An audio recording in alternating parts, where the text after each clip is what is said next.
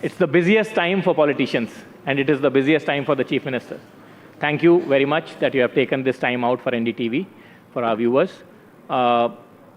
We sit here at a very critical time. I'll speak to you about that later. But doctor साहब, सबसे पहले मैं आपसे ये पूछता हूँ कि स्मॉल स्टेट पूछने से पहले मैं एनडीटीवी का बहुत बहुत धन्यवाद देता हूँ कि the best performing the smallest state award जो गोवा को मिला, इसके लिए मैं एनडीटीवी को गोवा की सरकार की तरफ से, गोवा के लोगों की तरफ से बहुत बहुत धन्यवाद देता हूँ. Thank you. Thank you doctor साहब. डॉक्टर साहब, मैं सबसे पहले आपसे ये पूछता हूँ कि गोवा को लगातार आपके टर्म में, ये सेकेंड टर्म है आपका, you are second term chief minister of Goa, सिलसिलेवार as best performing small state का अवार्ड मिला है, एंड आज ये उसी कड़ी में अगला स्टेप है. क्या ऐसा किया आपने रिवाइव करने के लिए? ऑब्वियसली एक बहुत टफ टाइम था, it was a black sworn event जब आपने चेयर संभाली और कोविड हुआ, और गोवा जैसे स्टेट जिसकी सारी इकोनॉमी डिपेंडेंट है टूरिज्म के ऊपर, मतलब बल्क इकोनॉमी का टूरिज्म पे डिपेंडेंट है, और फिर माइनिंग की बात होती है, तो दोनों ही पे बड़ा भारी इम्पैक्ट पड़ा था जब आप मुख्यमंत्री बने थे. और एक दफ़ा तो ऐसा लग रहा था कि कहीं गोवा की इकोनॉमी कहीं पूरी तरह से चरमरा ना जाए. वहाँ से किस तरह से आपने स्टेट की इकोनॉमी को और स्टेट के बाकी सारे सोशल फैक्टर्स को रिवाइव किया? क्या काम किया उसके पीछे डॉक्टर साहब? जैसे 2019 में मैं चीफ मिनिस्टर की कुर्सी संभाली, तब कोविड का कार्यकाल स्टार्ट हुआ तुरंत ही 7-8 महीने के बाद ही. और ऑनरेबल प्राइम मिनिस्टर ने जो आत्मनिर्भर भारत की जो एक सभी को अनाउंस किया, उसी के तहत द स्वयंपूर्ण गोवा मिशन हमने स्टार्ट कर दिया. तो स्वयंपूर्ण गोवा मिशन के अंतर्गत हर एक चीज़ रिवाइव करना हमने स्टार्ट कर दिया. तो फिर we have started the financial reviving also. We have restructured all the loan. We have started the restructuring of the loan, जो the big जो interest था, which is we have brought to the smaller interest loan. We have taken the RIDF loan, Rural Infrastructure Development Loan, through the NABARD, through the SIDBI. इस तरह के loan जो infrastructure development, otherwise हमेशा के लिए we are going for the bigger loan, which is 7 to 8% of the loans from all the bankers. We have revived and we have come to the 3 to 4%, approximately the 2.5% loan also. जब मैं state की chief minister बना तो only hardly the means NABARD की तरफ से rural infrastructure loan बहुत ही कम लिया था. तो अब टारगेट तो अपना 500 करोड़ ऑफ लोन तक हम ले सकते थे. That is the revival is the first, so that we got the relief. Then we have got each and every scheme from the government of India, which is in the infrastructure development and also in the human resource development. We have tapped all the central funds to the state, so that we have given the boost to develop the infrastructure development. उससे हम अच्छी तरह से infrastructure develop कर सकें. The third thing, the Covid के कार्यकाल में द टूरिज़्म रिवाइव करने के लिए सभी डरते थे, यानी टूरिज़्म स्टार्ट किया जाए या नहीं किया जाए. यानी कोविड के हमने 100% वैक्सीनेशन के बाद तुरंत ही देश में पहला स्टेट जो टूरिज़्म स्टार्ट किया, ओपन किया लोगों के लिए, वो गोवा स्टेट था. इसलिए सभी लोग यानी maximum the tourist have started coming to again the state. And the fourth one, जब माइनिंग पूरी तरह से बंद हो चुकी थी, तो द 3 तरह से the e auctioning of the बचाव और the dump auctioning and now the lease auctioning, ये इकोनॉमी रिवाइव करने से we are getting the good sufficient funds, the revenue collection start हुआ. So also I have revised the various and जो non tax revenue भी था, उसमें छोटी सी percentage पे रिवाइव करने के बाद भी बड़ा रेवेन्यू स्टेट के लिए आता है. So that is possible for me to reviving the economic reform से. और rest all we have given the ease of doing the business in all the way from the tourism sector से लेके industrial sectors को, सभी को जो ease of doing the business, इससे not only the ranking बढ़ाना but actual field पे ease of doing the business, मुझे लगता है which has also given the boost for the Goan economy. So the mining, tourism and industry, जिस तीनों sector से, और the economic reform which we have, the restructuring of the loan, and second one is जो हमने using the various resources, single term uses from the different banks, that is also help for the government to revive the economy. Doctor साहब, serious बातें तो मैं आपसे बाद में करूंगा, पहले एक बात कर लेता हूं कि यहाँ जितने भी लोग बैठे हुए हैं, ये यहाँ तो गोवा जाना चाहते हैं या गोवा होके आ रहे हैं, तो गोवा की जो इकॉनमी जाना चाहते हैं उनको मैं वेलकम करता हूँ, और जो जाके आए वो और एक बार होके आ जाए, क्योंकि अभी तो बहुत सारा इंफ्रास्ट्रक्चर चेंजेस, अभी द सेकेंड एयरपोर्ट आ गया है विद द जुआरी ब्रिज। पहले जुआरी ब्रिज के लिए बहुत ही कंजेशन होता था, लोगों को एक एक घंटा रोड ब्लॉकेज होती थी, अभी किसी को रोड ब्लॉकेज भी नहीं मिलेगी। और the second new airport which is Manohar international airport which welcomes Goa को सभी वेलकम करते हैं। तो मैं ये कह रहा था डॉक्टर साहब कि गोवा एक ऐसी जगह है जहाँ पे हर आदमी टूरिज्म के पॉइंट ऑफ व्यू से, रिलैक्सेशन के पॉइंट ऑफ व्यू से, और अब तो काम के पॉइंट ऑफ व्यू से डिजिटल टेक्नोलॉजी ने ऐसा पॉसिबल कर दिया है कि people can actually work from Goa and be connected to anywhere, any part of the world, in any firm और एनी कंपनी। सो डॉक्टर साहब, ये जो एक वर्क फ्रॉम गोवा वाला सेगमेंट है, उसके लिए एक डिजिटल इकोनॉमी को स्ट्रेंथन करने की ज़रूरत है टूरिज़्म के अलावा, और आपकी सरकार ने, जैसा कि मैं देख रहा हूँ, उस पर डिजिटल इकोनॉमी पे काफ़ी काम किया है। स्मार्ट सिटी मिशन के अंदर में पैंजिम को वो डिजिटल कनेक्टिविटी और भी बूस्ट करने की बात थी, उसमें क्या प्रोग्रेस है डॉक्टर सावंत अभी तक, और कितना काम हो गया है और कितना काम अभी होना बाकी है, ताकि ये सब लोग जो हैं अभी तक जो गोवा टूरिज्म के पॉइंट ऑफ व्यू से जा रहे हैं, ये थोड़ा काम करने के पॉइंट ऑफ व्यू से भी जा सकें। एक्चुअल गोवा का हर विलेज, पंचायत, हर गांव तो कनेक्टेड है डिजिटल कनेक्टिविटी से। आज भी हर कोस्टल बीच और ये सब कुछ कनेक्टेड है। रही बात स्मार्ट सिटी की, तो डिजिटल कनेक्टिविटी हर घर फाइबर जो पैंजिम सिटी में हम कंप्लीट करने जा रहे हैं। Even though the digital nomad जो कंसेप्ट, द वर्क फ्रॉम बीच, वो कंसेप्ट हम स्टार्ट कर रहे हैं, विच इज द या वर्क फ्रॉम द बीच।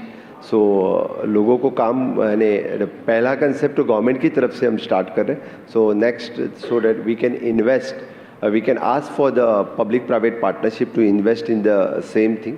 इसीलिए तो गवर्नमेंट की तरफ से डिजिटल नोमैड एक कंसेप्ट जो है हम शुरू करने जा रहे हैं। तो मुझे लगता है कि इसके बाद में नॉट वर्क फ्रॉम होम की जो बात चल रही थी, तो आगे हो के लोग इंजॉय भी करें और काम भी करें, इसी के कंसेप्ट के थ्रू गोवा में लोग आए और एंजॉय भी करें और काम भी करें, इस कंसेप्ट से हम आगे जा रहे हैं। डॉक्टर साहब, ये जो वर्क फ्रॉम बीच है, ये ज़रा इसके बारे में बताइए। ये बड़ा इंटरेस्टिंग कॉन्सेप्ट है और ये मुझे लगता है कि रीडिफाइनिंग वर्क वाला कॉन्सेप्ट है ये वर्क फ्रॉम बीच। जैसे कि अभी जो वर्क फ्रॉम होम जो काम कर रहे थे, तो उसको डिजिटल कनेक्टिविटी उसके घर में अवेलेबल कर देते थे। हम सोच रहे हैं, already we have taken the policy decision also, at least for the 2 to 3 concept यानी ब्लॉक्स रेडी करें, क्योंकि उनको कनेक्टिविटी जो वहीं पे अवेलेबल दी जाए, so that they can start working from the beaches. तो that type of concept already the government had taken the decision.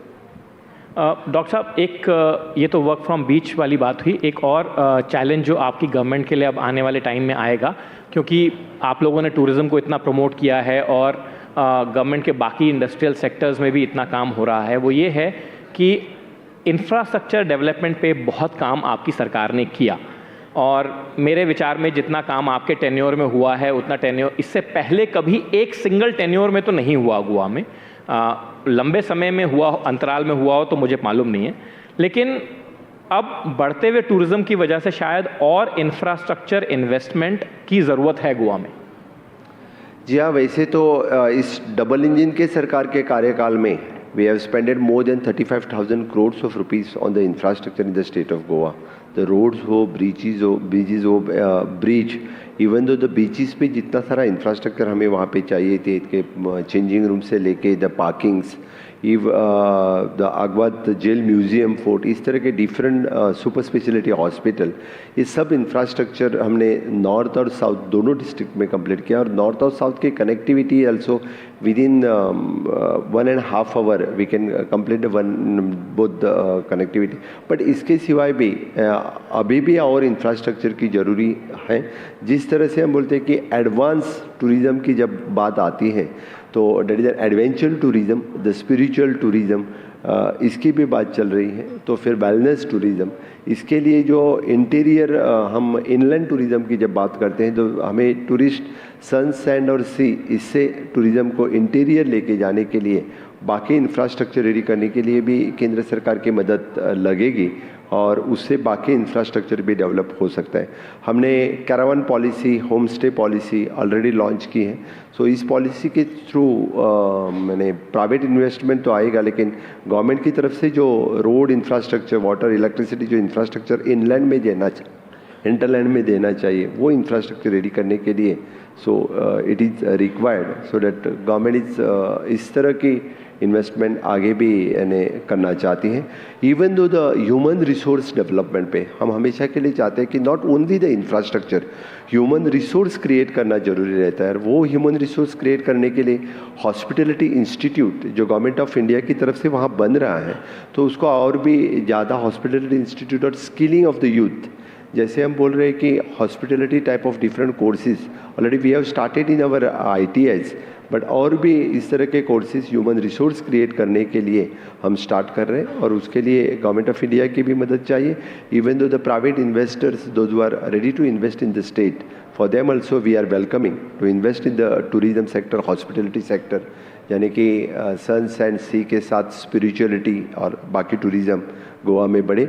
और ज़्यादातर गोवा के ही यूथ जो इस तरह के टूरिज़्म एक्टिविटी में पार्टिसिपेट करे। पहले यानी हम सिर्फ इंफ्रास्ट्रक्चर डेवलप करके नहीं होगा, तो फिर ह्यूमन रिसोर्स के ऊपर ज़्यादा ध्यान देना, इसलिए हमारी सरकार even though we have started with the aviation skill development centre, Mopa international airport ही हमने डेवलप किया, उसके साथ साथ जो एविएशन स्किल डेवलपमेंट जो स्किल किया, उससे अप्रॉक्सीमेटली मोर देन 1500 यूथ हमने एविएशन सेक्टर में उसको स्किलिंग, रीस्किलिंग, अपस्किलिंग की बात जो थी वो की है। अभी on the same line from the ITI to IIT students we are doing the skilling, reskilling, upskilling, उसको करना ये ऑलरेडी हमने स्टार्ट किया है और गवर्नमेंट ऑफ इंडिया की मदद से आगे भी इस तरह से जो ह्यूमन रिसोर्स क्रिएट करने में हम ज़्यादा इन्वेस्ट कर सकते हैं। डॉक्टर साहब, इससे दो बातें मैं लूँगा आपसे, एक तो स्पिरिचुअल टूरिज़्म की बात लूँगा और एक आपकी अप्रेंटिसशिप स्कीम है आपकी गवर्नमेंट की, जो गवर्नमेंट ऑफ इंडिया का भी एक बहुत बड़ा प्रोजेक्ट है अपस्किलिंग को लेकर के यूथ की, जिसकी बहुत ज़्यादा ज़रूरत भी है इस देश में। बट इससे पहले मैं ये आपको बता दूं कि शायद स्पिरिचुअल टूरिज़्म जो आपका है उसके बहुत ज़्यादा टेकर्स आपको गोवा में मुश्किल होंगे ढूंढने। स्पिरिचुअल टूरिज़्म के लिए तो हम हमेशा के लिए लोगों को वेलकम करते हैं।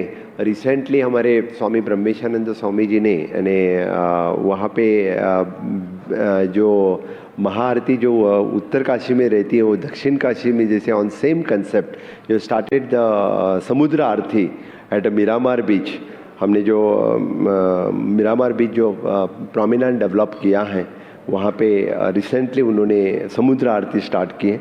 इसी तरह से आगे हो के मुझे लगता है कि Goa in future will be known for the दक्षिण काशी भी जाने जाते। गोवा में ढेर सारे टेम्पल्स वहाँ पे हैं, जो टेम्पल्स ऑलरेडी टेम्पल कनेक्ट और बाकी तरह से ही स्पिरिचुअलिटी और ज़्यादा बढ़ेगी। योगा वेलनेस सेंटर भी गोवा में प्राइवेट लोग इन्वेस्ट करने आ रहे हैं, तो मुझे लगता है इन फ्यूचर इस तरह की स्पिरिचुअल टूरिज़्म को भी बढ़ावा मिलेगा।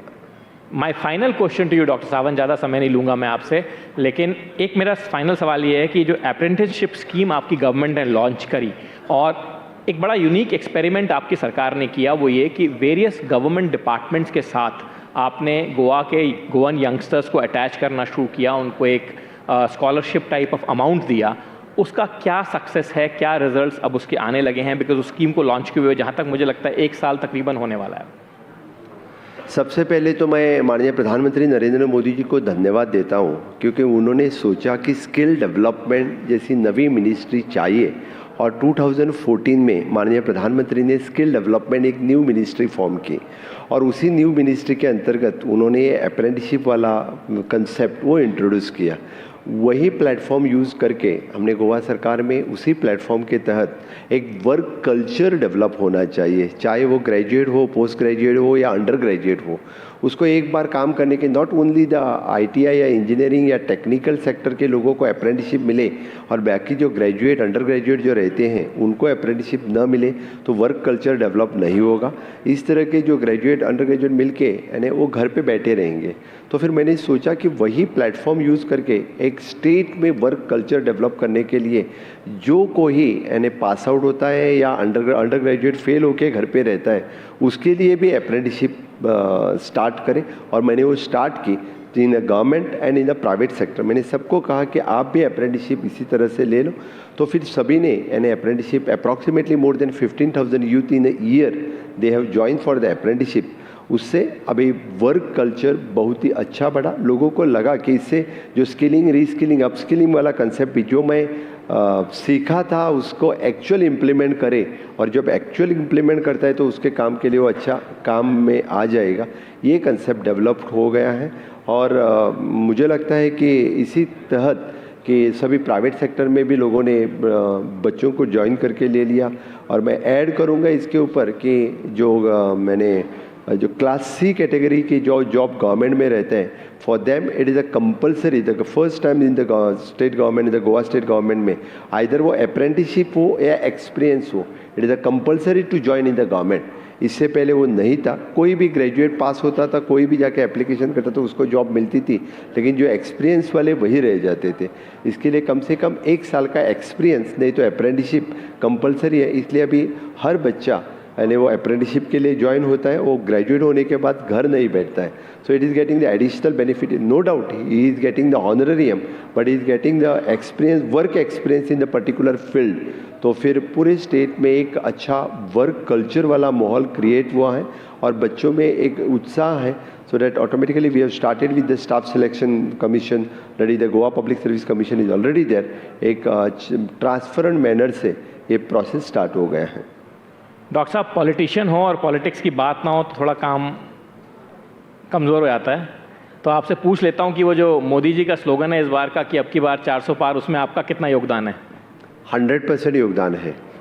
तो क्योंकि जो अब की बार 400 पार NDA तो 400 पार करेंगे, कौन BJP 370 पार करेंगे। गोवा की तरफ से 100% दोनों के दोनों सीट यानी भारतीय जनता पार्टी मोदी जी के परिवार के चुन के आएंगे।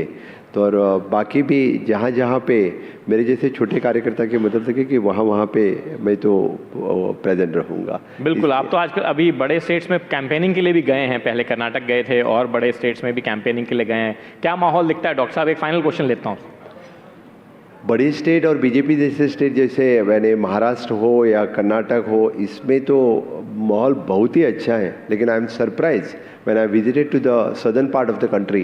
केरल हो, तेलंगाना हो, तमिलनाडु हो, इन स्टेटों में भी मैंने प्रवास किया है। वहाँ पे जिस तरह से माननीय मोदी जी को जो अट्रैक्शन मिल रहा है, जो लोगों का लोग चाह रहे हैं, यानी 2-3 इंसिडेंट मैंने 370 और रामलला दर्शन के बाद तो मुझे लगता है कि people will get the surprise in the Kerala, Telangana, Tamil Nadu इस जैसे स्टेट में बहुत बड़ा सरप्राइज लोगों को दिखेगा। और इन जैसे स्टेट यानी केरल और तेलंगाना में, तमिलनाडु में भी account open Bharatiya Janata party का हो जाएगा। लोगों को पता चलेगा इन स्टेटों में भी माननीय मोदी जी का प्रभाव जो है बहुत बड़ी मात्रा से प्रभाव है। और पहली बार इन स्टेटों में भी बहुत ने BJP के सीट्स और NDA के सीट्स जीतेंगे। तो आपके 100% वाले जवाब पे once again doctor Sawant, thank you very much. Thank you for coming at such a short notice. Thank you for coming from Goa, and thank you once again from all the viewers of NDTV. Thank you for the आपका जो NDTV का award हमें मिला, इसलिए आपका भी बहुत बहुत धन्यवाद। और आपने मुझे मौका दिया कि लोगों के सामने गोवा की बात रखने की, तो मैं यही अवसर लेके गोवा जैसे छोटे राज्य में सबको इनवाइट करता हूँ। टूरिज़्म के लिए तो सन्स एंड सी के साथ यानी स्पिरिचुअलिटी और जो हर घर फाइबर वाली जो बात चल रही है उसी के साथ यानी वर्क फ्रॉम बीच, इसके लिए भी आ जाए, इसके लिए मैं सबको इनवाइट करता हूँ। फिर एक बार NDTV का बहुत बहुत धन्यवाद।